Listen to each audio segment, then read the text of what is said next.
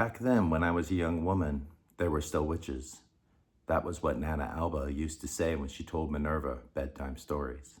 And thus begins The Bewitching by Silvia Moreno-Garcia. You're watching Bookies, and this is our first Smash Review.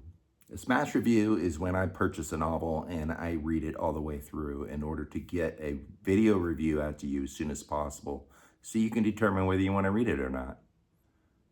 I survived law school and a 28-year career representing law enforcement agencies, putting bad guys in jail, and giving legal advice to politicians. So having the joy of reading a good book and giving you a video review is an excellent way to put those reading comprehension skills to use.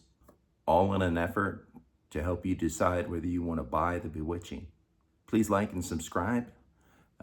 The bigger this channel gets, the more people we can help with their reading decisions, because I know you have a lot of options out there. So let's go ahead and get started with the rating.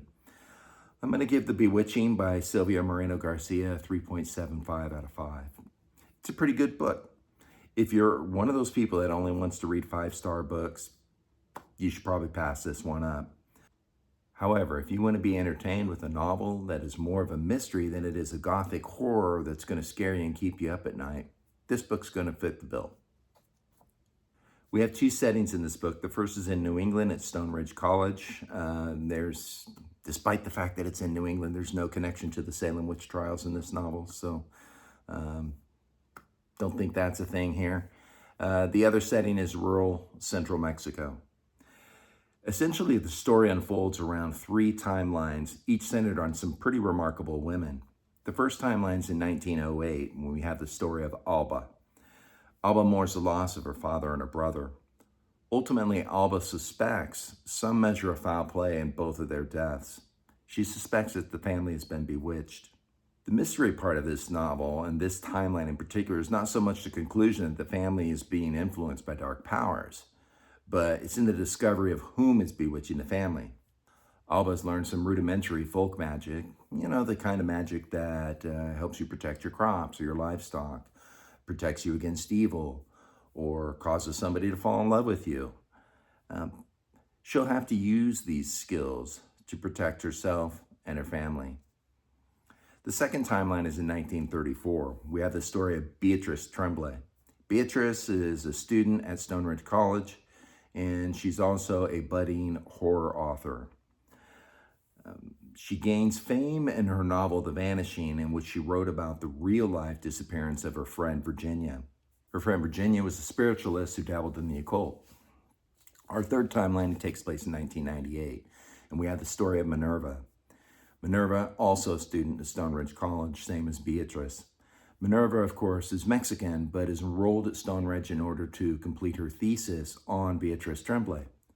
In her search for source materials, Minerva comes in contact with Carolyn, a wealthy socialite, who also happened to be friends with Beatrice Tremblay and the missing girl, Virginia. Thus, it's this third time that connects the other two. Minerva is the great-grandchild of Alba from our first timeline, and the stories of witchcraft and some of the same folk magic that Alba learned from her father has been passed down to Minerva by Alba. And the connection with Tremblay is through Minerva's research. As Minerva digs deeper into her research, she unleashes some rather dark forces influenced by malevolent witchcraft. She begins to fear that a sentient entity is stalking her. To survive, she'll have to draw upon her connections to both Alba and Beatrice Tremblay. And that's basically the theme of the book. It's, like I mentioned before, it's kind of more of a mystery than a gothic horror. Having run through the nuts and bolts of how the novel is structured and who the main characters are, let's ask the question, should you buy it? What do I make of it myself? First, I would say the novel is incredibly well written. However, by my reckoning, the witchcraft element really only comes into play and gets legs at about 60% through the book. Well, does that mean that the novel is boring? I would say no. And the reason for that is because it is very well written. There's no unnecessary detail provided. There's no unnecessary plot devices. There's no unnecessary characters. If you remember way back, there was a TV show called Lost. And Lost is very mysterious. You have this plane that crashes on a tropical island and the survivors are plagued by mysterious things that are happening. And so appears a polar bear on a tropical island. So you're looking at that and you're thinking, well, what's with the polar bear? I'd like to find out about that. That's kind of interesting. And then we find out, guess what?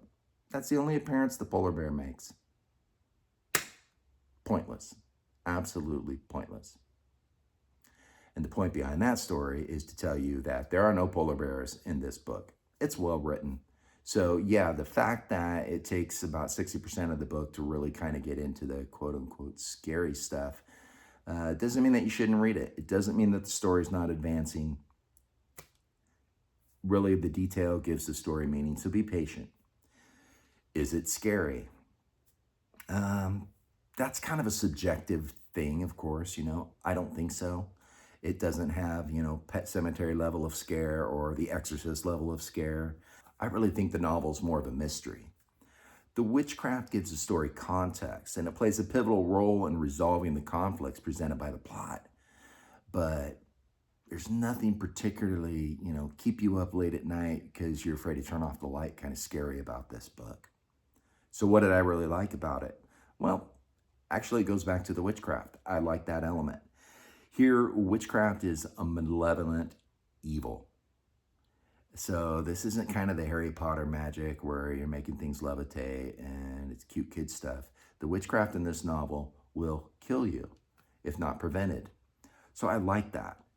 This is a worthy read, but you're probably not going to look back on it and say, wow, that's the best novel I've read all year. For me, it's probably in about the top 40% of novels I've read this year so far. So I ask myself, having read the novel, would I buy it again? And I would. I think it's a good novel. I think you'll enjoy it, and that's why I recommend it to you. That'll conclude the smash review of The Bewitching by Silvia Moreno-Garcia. Like and subscribe to the video if you did enjoy it, and we'll see you next time.